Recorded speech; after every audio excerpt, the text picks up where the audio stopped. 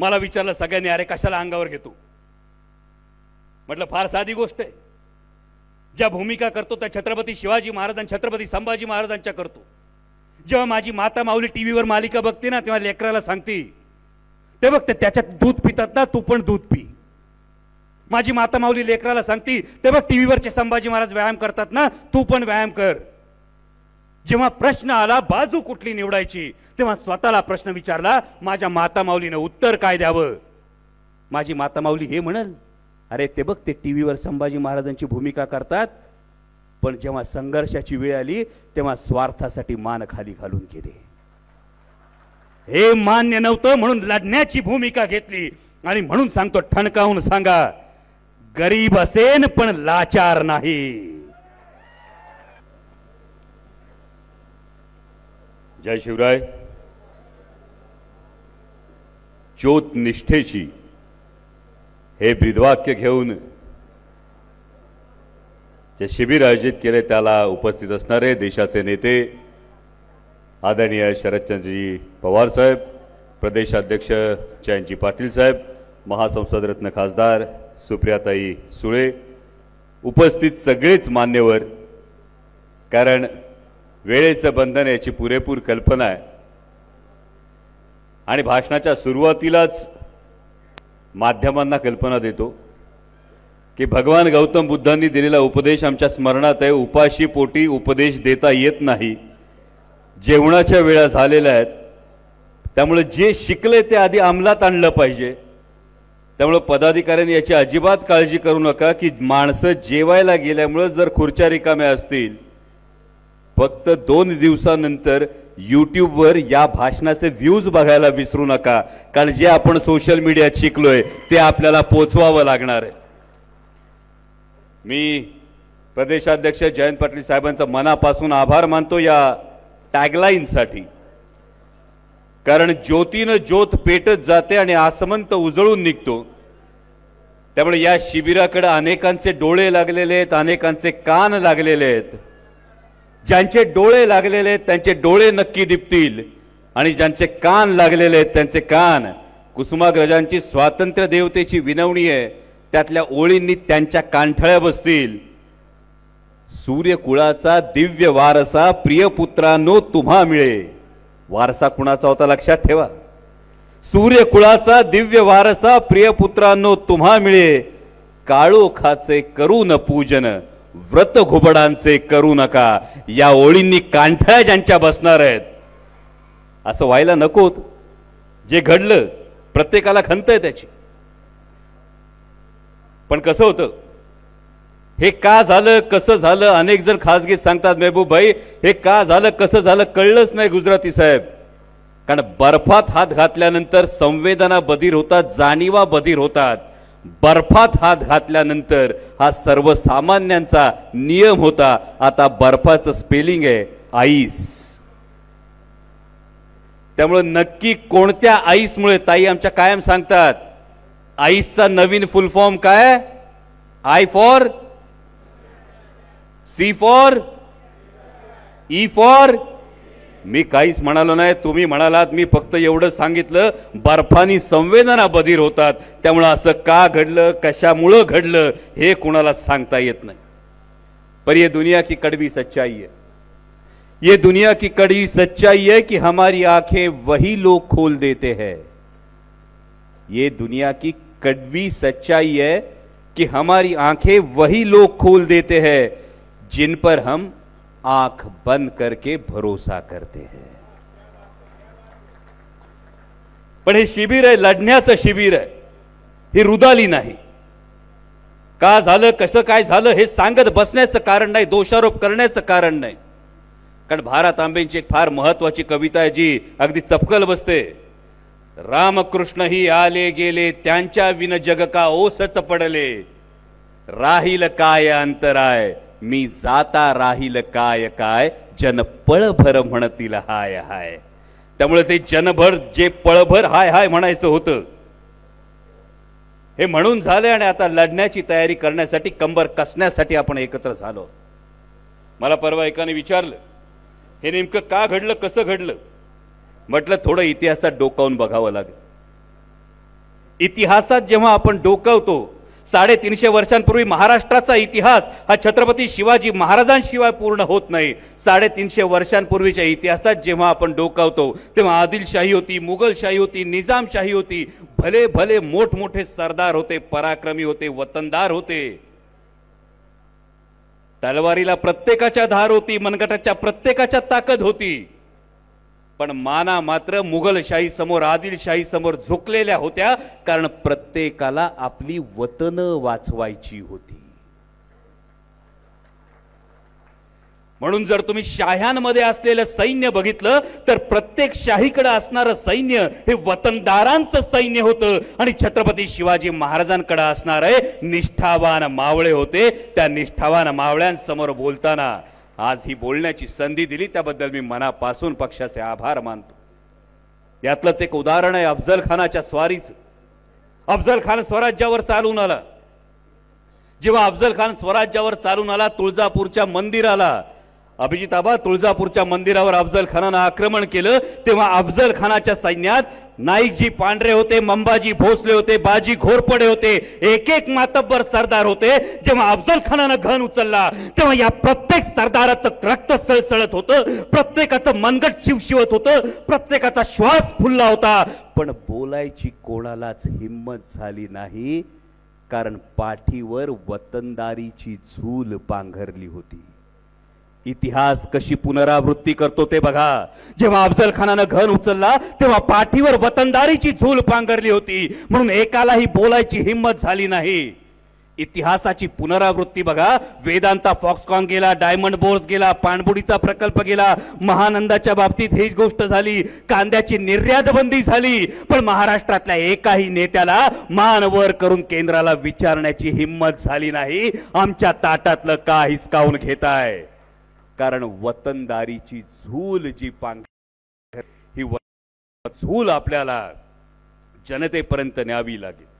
कारण जर लाचारीनं मान झुकवली तर नजरेला नजर देण्याची हिम्मत उरत नाही. अनेक जण माध्यमांमधून आपण ऐकतो, कुणीतरी सांगतं हिंदुत्वासाठी, कुणीतरी सांगतं विकासासाठी. प्रत्येकाचं आपापलं वर्जन आहे, प्रत्येकाचा आपापल्या वर्जनाचा आपण आदर करू.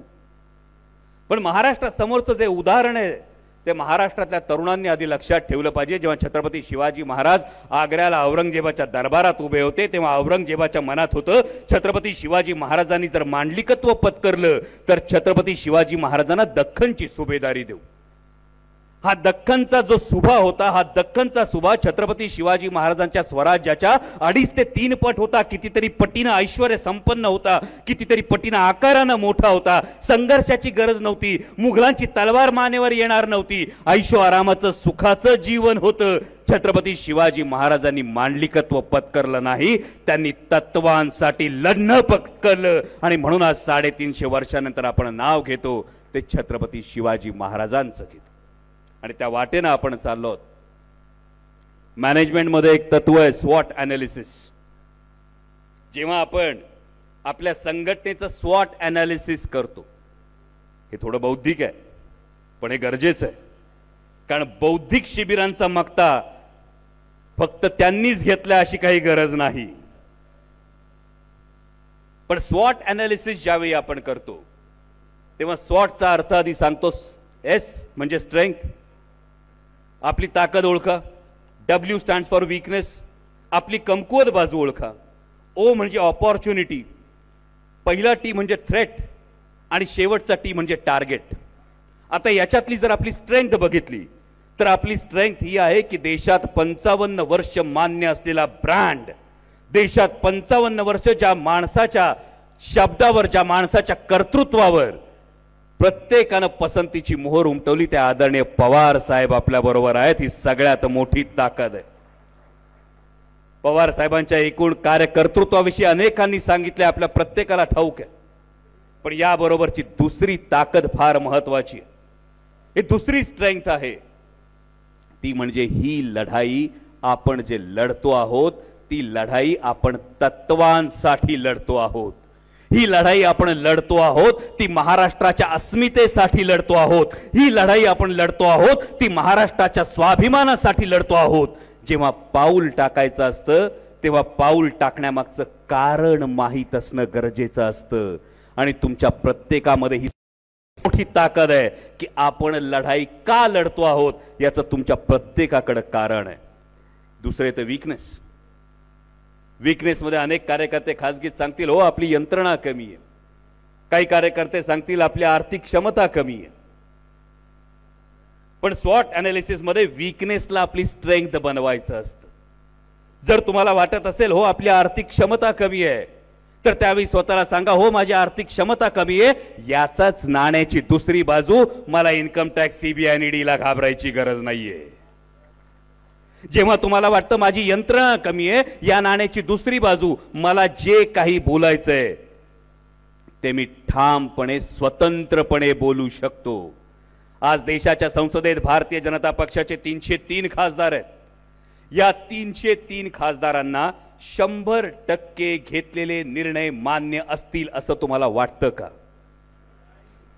फौजे मॅम, वंदनाताई इथं बसलेल्या आहेत. खासगीत खासदार आपल्याशी काय बोलतात हे सगळं तुम्हाला माहिती आहे. पण खासगीत जे वाटतं ते सार्वजनिक बोलण्याचं स्वातंत्र्य नसणं ही त्यांच्याकडे यंत्रणा जरी मोठी दिसत असली तरी ती यंत्रणा स्वतंत्र नाही. पण तुम्ही मात्र पूर्णपणे स्वतंत्र आहात.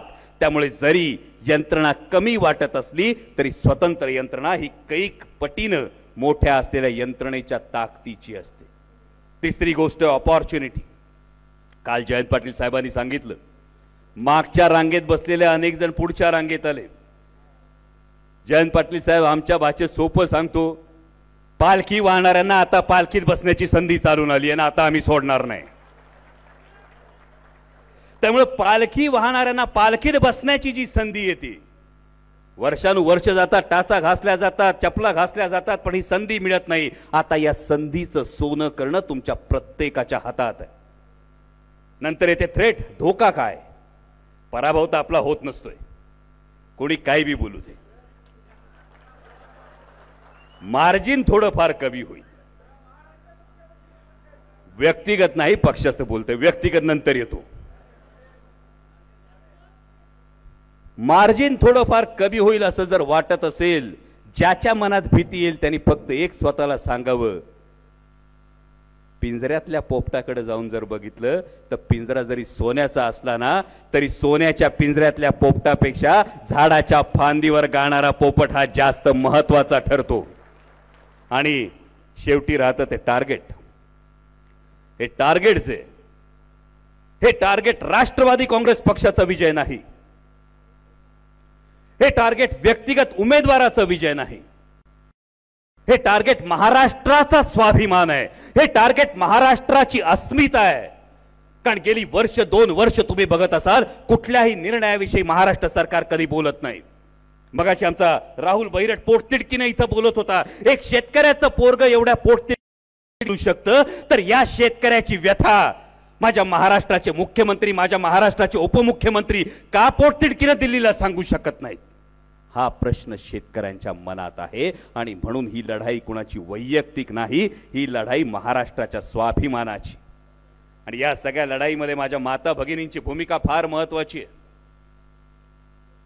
काल रोहिणीताई बोलत असताना रोहिणीताईंनी अनेक तुम्हाला आव्हानं केली, पण केवळ तुम्ही या देवानं तुम्हाला सगळ्यात मोठं वरदान दिले माता भगिनींनो.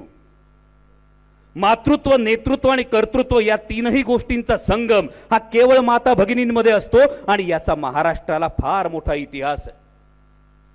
मातृत्व असावं तर राष्ट्रमाता जिजाऊ मासाहेबांसारखं असावं, ज्या आईनं केवळ मुलगा वाढवला नाही तर त्या मुलाला सांगितलं तत्वांसाठी लढायला तयार रहा. हे मातृत्व तुमच्यात असलं पाहिजे. जे कर्तृत्व असावं ते क्रांतिज्योती सावित्रीमाई फुल्यांसारखं असावं. आणि जे नेतृत्व असावं ते पुण्यश्लोक अहिल्याबाई होळकरांसारखं असावं. कारण माझी माता माऊली वाटली तर भाऊक हरणीसारखी वाटते, पण जेव्हा कुटुंबावर येतं ना दराडेताई तेव्हा चवताळलेल्या वाघिणीसारखी असते. ती जेव्हा शांत असते तेव्हा लक्ष्मी असते, आणि जेव्हा भडकते तेव्हा ती दुर्गा होते. हे दुर्गेचं रूप तुम्हाला आता धारण करावं लागेल. मगाशी तुम्ही वैयक्तिक विषयी बोललात. मला अनेक पत्रकारांनी विचारलं काय नेमकं.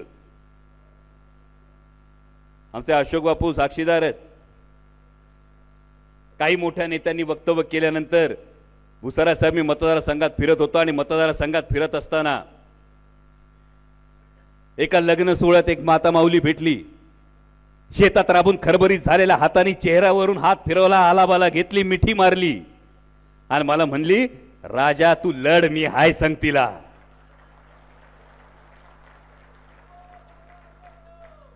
सर्वसामान्य घरातला मध्यमवर्गीय शेतकरी कुटुंबातला कार्यकर्ता आहे, पण जेव्हा माता माऊल्यांचा आशीर्वाद असतो ना, समोर कुठलंही आव्हान आलं तरी त्याला घाबरायची गरज नसते. आणि हे माझ्या महिला भगिनींनी, संघटनेतल्या सगळ्या महिला भगिनींनी ही गोष्ट महाराष्ट्रातल्या प्रत्येक माता माऊलीपर्यंत पोहोचवली पाहिजे. उंबरठ्याच्या आत असणाऱ्या माझ्या माता माऊलींना उंबरठ्याच्या बाहेर कर्तृत्वाची भरारी घेण्यासाठी क्रांतिज्योती सावित्रीमाई फुल्यांनी जसं बळ दिलं, त्या पद्धतीनं त्यांना राजकीय क्षेत्रामध्ये आरक्षणाच्या दृष्टिकोनातून, संरक्षण दलाच्या दृष्टिकोनातून जर बळ देणारं कोणी नेतृत्व असेल तर ते आदरणीय शरदचंद्रजी पवार साहेब आहेत. आणि आता हे जे बळ दिलं त्याच्या कृतज्ञतेतून उत्तराई होण्याची वेळ आली आहे. हा संदेश माझ्या प्रत्येक माता भगिनीपर्यंत गेला पाहिजे. मग अशा आवटे सर ताईंविषयी बोलले, पण संसदेत काम करत असताना अगदी प्रामाणिकपणे सांगतो, मातृत्व, नेतृत्व आणि कर्तृत्व या तिन्हीचा मिलाफ जेव्हा आमची हक्काची ताई संसदेत उभी राहते ना, तेव्हा हा मिलाफ बघतो. आणि केवळ तो संसदीय कामगिरी पुरता नाही, आज तुमच्याकडे, आपल्याकडे एक असं नेतृत्व आहे. कारण आता अनेक लग्नाचा सगळ्यांचा सीझन सुरू आहे ना, अनेक लग्न आपण अटेंड करतो. पहाडासारखा जरी बाप असला तरी सुद्धा लेकीची पाठवणी करताना बापाच्या डोळ्यात पाणी आलेलं आपण बघतो. आणि त्याच पद्धतीनं माझ्या बापावर जर संकट आलं तर पदर खोचून रणरागिणीचा अवतार घेणारी लेक सुद्धा आपण बघतो. त्या लेकीचं प्रतिनिधित्व जेव्हा जेव्हा वडिलांवर संकट येईल तेव्हा तेव्हा मी ठामपणे उभी आहे. हा महाराष्ट्रातल्या प्रत्येक लेकीला विश्वास जर कुणाकडून मिळत असेल तर तो आदरणीय सुप्रियाताईंकडून मिळतोय. मला आल्यानंतर विचारलं, साहेब की आज भगवा कुर्ता घालून का आलाय? मला खरंच कळत नाही.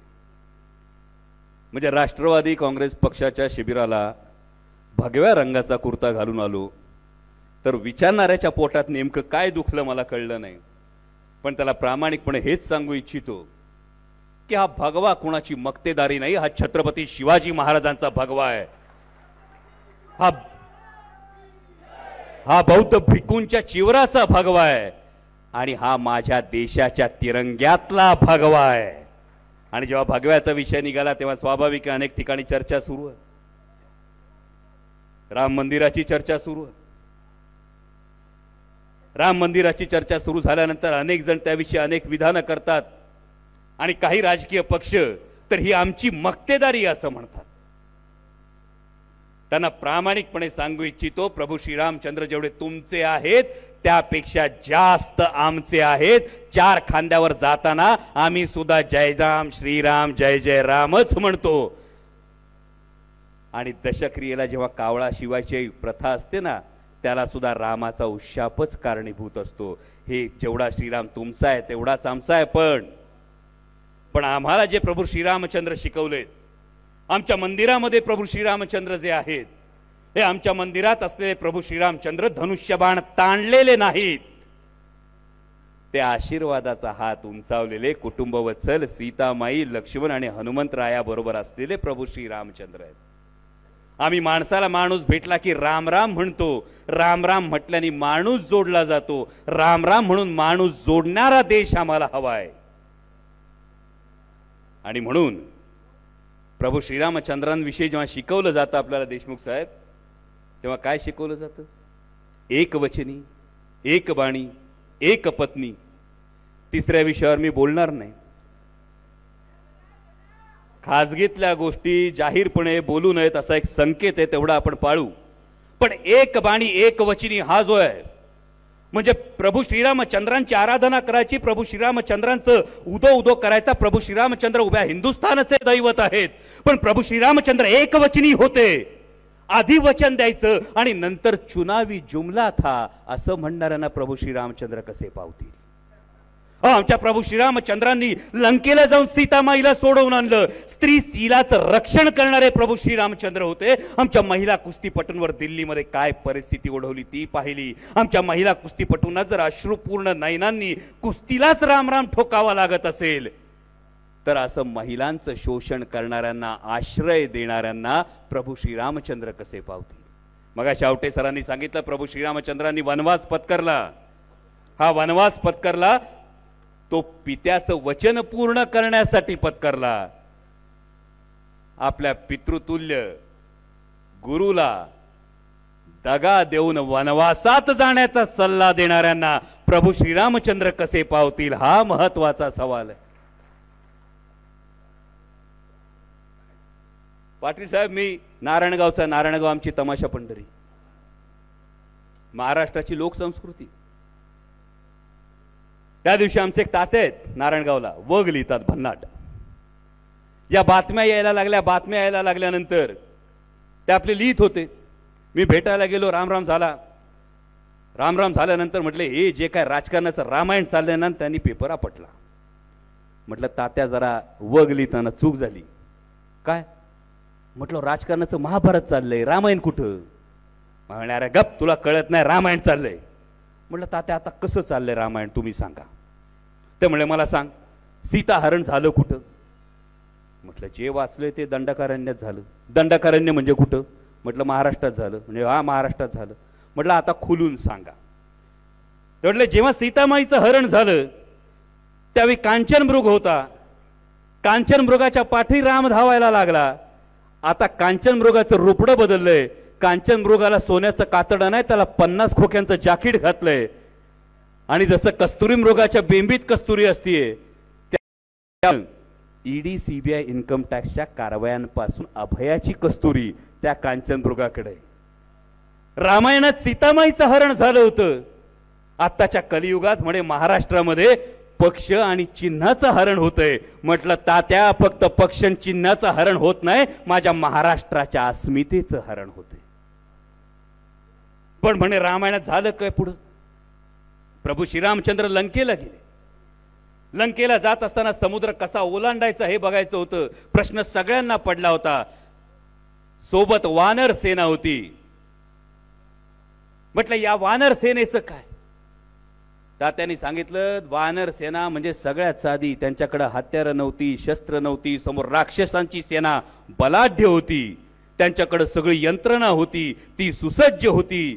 आणि एवढं सगळं असताना वानर सेनेकडे काहीच नव्हतं, ती सर्वसामान्य वाटत होती. म्हटलं वानर सेना म्हणजे कोण? म्हणजे एवढे कळत नाही का? सर्वसामान्य असलेली जनता ती ठरवणार रावणाचा वध करायचा तो कसा करायचा. पण समुद्र ओलांडायचा तर कसा ओलांडायचा? म्हणे रामायणामध्ये श्रीराम लिहिलं आणि दगड पाण्यावर तरंगले. सर्वसामान्य जनतेला भारतरत्न डॉक्टर बाबासाहेब आंबेडकरांनी संविधान दिलं आणि विषमतेच्या सागरावर सर्वसामान्य माणूस तरुण गेला. आणि म्हटलं सगळ्यात शेवटचं राहिलं. या वानर सेनेचं मनोधैर्य वाढलं. त्या हनुमंतानं जेव्हा उड्डाण केलं तेव्हा वानर सेनेचं मनोधैर्य वाढलं. ते मनोधैर्य कसं वाढणार? तेव्हा तात्यांनी सांगितलं सर्वसामान्य प्रत्येक पक्षातला कार्यकर्ता जेव्हा कंबर कसून ताठ मानेने लढायला उभा राहील, ती प्रत्येकाची हनुमान उडी असेल. ती उडी घेण्यासाठी फक्त तुम्हाला विनंती करतोय, कलियुगातलं सुद्धा रामायण बदलू शकेल.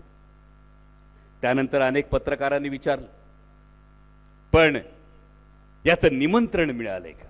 आपल्यापैकी अनेकांना प्रश्न विचारला असेल. निमंत्रण आलं का? राम मंदिराच्या उद्घाटनाचं निमंत्रण आलं का? म्हणलं राम मंदिर होतं ही आनंदाची गोष्ट आहे, त्याच्या निमंत्रणाची कशाला वाट बघायची? कारण संत शिरोमणी सावतामाळी महाराज हे अरणला राहायचे. अरण पंढरपूर पासून फार जवळ होतं. अरण पंढरपूर पासून फार जवळ होतं तरी संत शिरोमणी सावता महाराज हे अरणला गेले नाहीत. तर त्यांच्या भक्तीमुळे, कारण कांदा मुळा भाजी अवघी विठाई माझी म्हणत कर्माला भक्ती मानणाऱ्या संत शिरोमणी सावतामाळी महाराजांना भेटायला पांडुरंग पंढरीवरून अरणला आले. जर हा आदर्श आपल्या समोर असेल तर कर्मामध्ये असणं हे जास्त महत्वाचं. आता आपण ऐकतोय अबकी बार 400 पार. ऐकलं ना? हा ऐकलंय? काय वाटतं?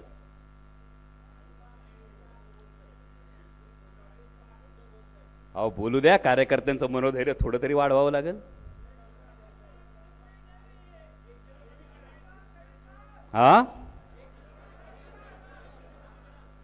अब की बार 400 पार हा जो काय आवाज दिला जातोय हा केवळ आणि केवळ त्यांच्या कार्यकर्त्यांचं मनोधैर्य वाढवण्यासाठी दिला जातोय. याची खूणगाठ मनाशी बांधा. 2019च्या निवडणुकांचा आपण जर विचार केला तर फक्त 38% मतं ही भारतीय जनता पक्षाकडे आहेत. किती? फक्त 38% मतं. आणि आता जी इंडिया आघाडी बनते, या इंडिया आघाडीकडे असणाऱ्या मतांची टक्केवारी आहे ती 62% मतांची आहे. आणि 62% 38%पेक्षा कधीही जास्त असतात. आणि म्हणून कुठेतरी त्यांच्या कार्यकर्त्यांचं मनोधैर्य वाढवण्यासाठी ही परिस्थिती निर्माण केली जाते. देशात खालून सुरुवात करा. केरळमध्ये भारतीय जनता पक्ष आहे, तामिळनाडूमध्ये त्यांचं सरकार आहे, तेलंगणामध्ये त्यांचं सरकार आहे, कर्नाटकात त्यांचं सरकार आहे, आंध्रमध्ये त्यांचं सरकार आहे. खालून सगळा सुपडा साफ झालाय. आणि आता महाराष्ट्राची भूमिका फार महत्वाची आहे.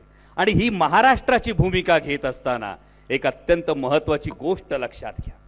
महाराष्ट्रातल्या सध्याच्या सत्ताधाऱ्यांची एकूण मानसिकता आपण पाहिली म्हणजे कापसाचा प्रश्न असेल, ऊसाचा प्रश्न असेल, सोयाबीनचा प्रश्न असेल, कांद्याचा प्रश्न असेल, दुधाचा प्रश्न असेल, तरुणांचे रोजगार पळवण्याचा विषय असेल, भारतीय जनता पक्ष, शिंदेंची शिवसेना आणि नवीन मित्रमंडळ यांचे मिळून देशाच्या संसदेत 39 खासदार आहेत. किती? महाराष्ट्रातल्या 48 खासदारांपैकी यांचे मिळून खासदार किती? हा लाकडा लक्षात ठेवा. किती? 39 खासदार आहेत. मागच्या 2 वर्षात या 39 खासदारांपैकी एकानी तरी महाराष्ट्राच्या प्रश्नाविषयी जर तोंड उघडलं असेल तर दाखवून द्या, वाटेल ती पैस हरू आपण. आणि म्हणून महाराष्ट्र हा विचार करतोय. 2019ला निवडून दिले, त्यातले 39 खासदार निवडून दिले. या 39 खासदारांपैकी महाराष्ट्राच्या प्रश्नाविषयी एकही जण जर तोंड उघडणार नसेल तर 2024ला यांना पाठवायचं कशाला? हा कळीचा मुद्दा आहे. आणि हा मुद्दा घेतल्यानंतर या पुढच्या काळामध्ये सेनापती बापटांचं जे कविता आहे, महाराष्ट्र मेला तर राष्ट्र मेले, का करावं लागणार आहे? हा गमतीने जेव्हा सांगतो 39 खासदार एकही वाक्य बोलत नाहीत, हा गमतीचा भाग जर सोडून दिला तर लोकशाहीमध्ये महाराष्ट्रासाठी ही लाजिरवाणी गोष्ट आहे की महाराष्ट्रातून निवडून गेलेले 39 खासदार जेव्हा महाराष्ट्रातला शेतकरी नाडला जातो, महाराष्ट्रातला उद्योगधंदा पळवला जातो, महाराष्ट्रातल्या तरुणाच्या नशिबी बेरोजगारी टाकली जाते, तेव्हा 39 खासदारांपैकी एकही जण अवाक्षर काढत नाही. ही शर्मेची बाब आहे. 48 पैकी 39 खासदार. आणि ह्या महाराष्ट्राचा स्वाभिमान जाग होणं गरजेचं आहे. कारण महाराष्ट्र मेला तर राष्ट्र मेले, सेनापती बापटांनी सांगितलंय. महाराष्ट्र मेला तर राष्ट्र मेले, महाराष्ट्राविना राष्ट्र गाडा न चाले. खरा वीर वैरी पराधीनतेचा, महाराष्ट्र आधार हा भारताचा. एवढी मोठी जबाबदारी आज तुमच्या प्रत्येकाच्या खांद्यावर आहे. आणि ही जबाबदारी घेऊन लढताना प्रत्येकाचा प्रश्न आहे. म्हणजे आमच्या अशोक बापूंसारखा शिलेदार असेल, महाराष्ट्र सरकार 5-5 NPA मध्ये असणाऱ्या कारखान्यांना शेकडो कोटींचं कर्ज देतं, पण NPAत नसलेल्या आमच्या घोडगंगा सहकारी साखर कारखान्याला केवळ संघर्षाची भूमिका घेतली म्हणून खड्यासारखं बाजूला केलं जातं. राजेश भैया टोपे असतील, बाळासाहेबजी पाटील असतील, जयंत पाटील साहेब असतील, भुसारा साहेब असतील, आमचे अभिजित आबा असतील, संदीप क्षीरसागर असतील, सगळे लढतायत. का लढतायत? कारण उद्याचा जेव्हा इतिहास लिहिला जाईल तेव्हा हा इतिहास लिहित असताना तुम्ही मान झुकवून शरण जाणाऱ्यांच्या गर्दीत होतात की ताठ मानेनं लढणाऱ्यांच्या सैन्यात होतात, हे इतिहास तुमची नोंद करेल. आणि म्हणून तुम्हाला प्रत्येकाला विनंती करतो, एक हात वर करा, स्वतःच्या पाठीवर ठेवा, शाबासकी द्या. ही शाबासकी यासाठी की महाराष्ट्र जिंकायला जेव्हा औरंगजेब आला होता ना, तेव्हा त्या औरंगजेबाला, काबूल ते बंगाल सल्तनत असलेल्या औरंगजेबाला महाराष्ट्र जिंकताना टाचा घासत इथं जीव सोडायला लागला होता तो पराक्रम स्वराज्य रक्षक छत्रपती संभाजीचा होता. होय, स्वराज्य रक्षकच आजही म्हणण्याची ताकद आहे. आणि त्यामुळे तुम्ही प्रत्येकाचं अभिनंदन एवढ्यासाठी केलं की जेव्हा संघर्षाची वेळ आली तेव्हा शेपूट घालून पळून जाणाऱ्यांच्या भेकडांच्या गर्दीत तुम्ही नाही तर लढणाऱ्या वाघांच्या सेनेत तुम्ही सामील आहात. यासाठी तुमचं प्रत्येकाचं अभिनंदन. आणि जाता जाता समारोप करताना एवढंच सांगतो, ठणकावून सांगा, काय भ्यायची गरज नाही कोणाला. हाय काय गमवायचं तर. मला विचारलं सगळ्यांनी, अरे कशाला अंगावर घेतो. म्हटलं फार साधी गोष्ट आहे. ज्या भूमिका करतो त्या छत्रपती शिवाजी महाराज छत्रपती संभाजी महाराजांच्या करतो. जेव्हा माझी माता माऊली टीव्हीवर मालिका बघते ना तेव्हा लेकराला सांगते, ते बघ त्याच्यात दूध पितात ना, तू पण दूध पी. माझी माता माऊली लेकराला सांगते, ते बघ टीव्हीवरचे संभाजी महाराज व्यायाम करतात ना, तू पण व्यायाम कर. जेव्हा प्रश्न आला बाजू कुठली निवडायची तेव्हा स्वतःला प्रश्न विचारला, माझ्या माता माऊलीने उत्तर काय द्यावं.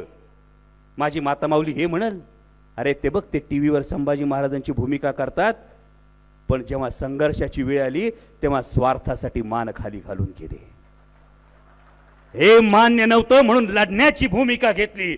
आणि म्हणून सांगतो, ठणकावून सांगा, गरीब असेन पण लाचार नाही.